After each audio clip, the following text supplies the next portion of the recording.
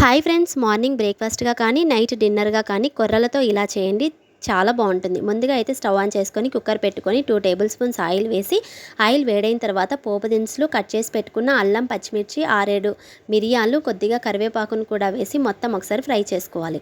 తర్వాత ఒక గ్లాస్ కొర్రలకి 4 గ్లాసుల వాటర్ పోసి రుచికి సరిపోయేంత సాల్ట్, అదేవిధంగా పసుపు, కొత్తిమీరను కూడా వేసి మొత్తం ఒకసారి కలుపుకోవాలి.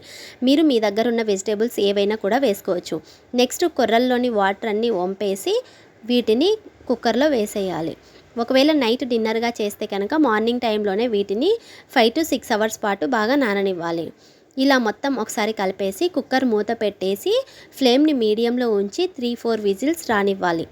తర్వాత స్టవ్ ఆపేసి ఆవిరంతా పోయిన తర్వాత కుక్కర్ మూత తీసి మొత్తం ఒకసారి కలుపుకోవాలి. అంతేనండి, ఎంతో టేస్టీగా ఉండే కొర్ర పొంగల్ రెడీ అయిపోయింది. ఈ పొంగల్ని పల్లీ చట్నీతో తింటే చాలా టేస్టీగా ఉంటుంది. నచ్చితే ఒకసారి ట్రై చేసి ఎలా వచ్చిందో కామెంట్ చేయండి. అదేవిధంగా ఛానల్ సబ్స్క్రైబ్ చేసుకోండి. Okay friends, thank you.